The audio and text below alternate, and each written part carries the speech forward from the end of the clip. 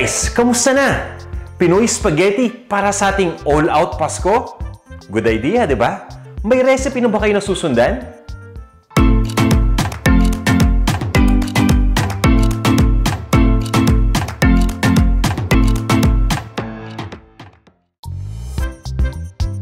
Welcome sa Panlasang Pinoy! Magluto naman tayo ng the only Filipino spaghetti that I trust for the holidays. Ang haba ng English, no? Well, actually guys, seryoso. Yun talaga yung title ng dish na to. Mahaba. The only Filipino spaghetti that I trust for the holidays. At ito yung ingredients ng spaghetti na may mahabang title na yan. Spaghetti noodles, ground pork, Filipino-style spaghetti sauce, Knorr pork cube, ham, hot dogs, red at green bell peppers, onion, garlic, water, shredded cheddar cheese, cooking oil, salt, at ground black pepper. At ito naman yung kumpletong listahan ng mga sangkap na yan.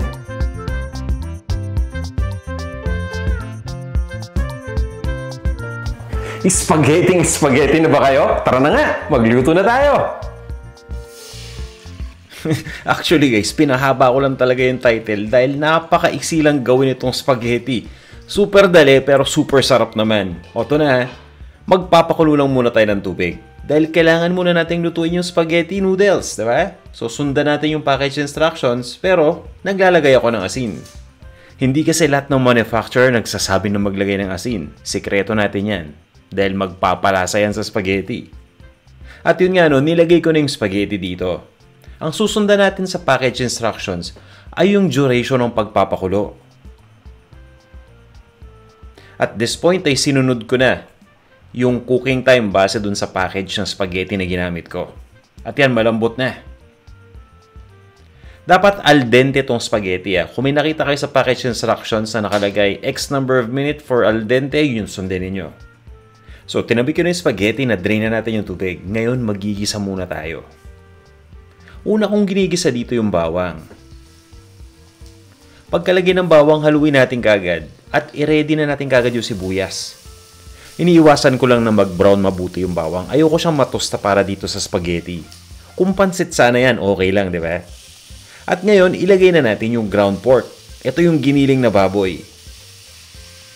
At niluluto ko lang to, ginigisa ko lang yan kasama nung bawang at ng sibuyas hanggang sa maging light brown yung kulay nitong ground pork natin. At importante guys, habang ginigisa, nakita niyo diba dinudot-dot ko yung ground pork para na sa ganun maghiwalay ito sa isa't isa. At naglalagay din tayo dito ng ham. So kahit mabilis lang gawin tong spaghetti natin at napakadali lang, special na special yan dahil marami rin tayong sahog.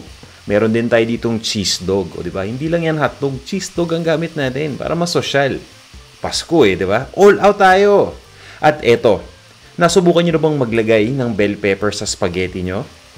Mas maganda kung nahiwa natin ng maliliit yung bell pepper para paglagay pa lang kumakapit na kagad yung lasa nito dun sa ibang mga ingredients. Ginigisa ko lang yan ng mga 2-3 minuto at nilalagay ko na yung Filipino-style spaghetti sauce. Siyempre, Pinoy spaghetti yata ito. Ito yung ating sweet sauce. At maglalagay din tayo ng tubig dahil kailangan pa nating lutuin ng husto yung meat. Hindi porket giniling yan mabilisan lang, di ba? Pakuluin muna natin tong mixture. At once na kumulo na, maglalagay lang ako dito ng Knorr pork cube.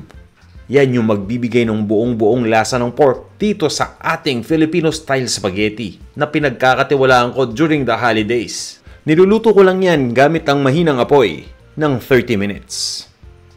At yan, after 30 minutes, tinitimplahan ko lang yan ng asin at ng paminta. Sabi naman sa inyo ganyan lang kabilis itong ating special spaghetti. Kaya kahit hindi ka pa nakakapagluto ng spaghetti before, subukan mo lang tong ating recipe. Sigurado, hindi ka maliligaw dahil ganun din naman yung magiging lasa. Basta sundin nyo lang yung mga instructions pati yung ingredients, definitely.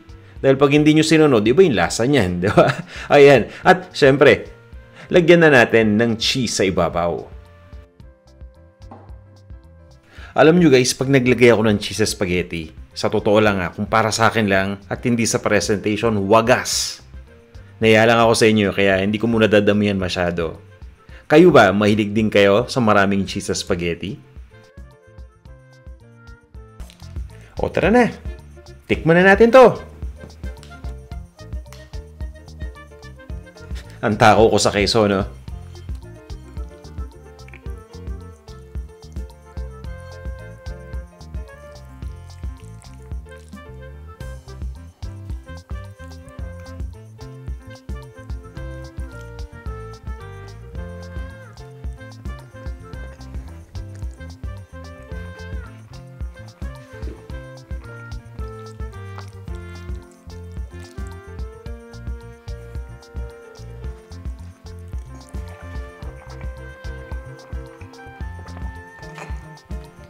Nahabitin ako sa sauce.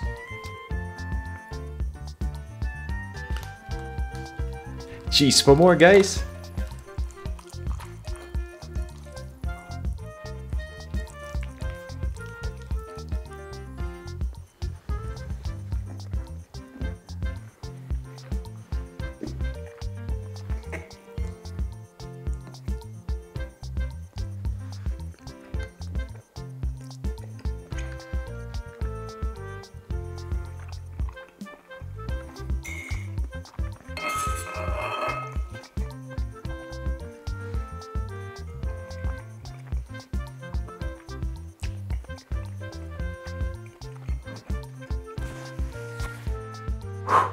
Solved talaga, guys.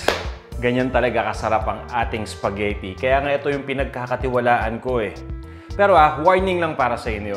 Huwag kayo masyadong mag-concentrate sa pagkain ng spaghetti. Baka kasi maubusan yung iba. Dahan-dahanin nyo lang. Pero sigurado guys, malalaman ninyo itong sinasabi ko kung gano'n ito kasarap kapag susubukan nyo itong ating recipe. For now, siesta time muna. Ipapahinga ko muna to. Tama-tama dahil mamaya aalis kami. May lakas ako para mamili ng regalo dun pa sa mga ibang inaanak. O paano sana subukan nyo itong ating recipe. Mag-message lang kayo sa comment section kung meron kayong katanungan at kung meron din kayong recipe request. At isa pa pala, question lang, pagdating ba sa spaghetti, ano yung pinapares nyo dito? Naalala ko dati nung bata ako, lagi akong merong toasted bread na may butter. Maraming salamat ulit sa walang sawang pagtangkilik sa Panlasang Pinoy at magkita-kita tayo sa ating mga susunod pang videos. Hanggang sa muli!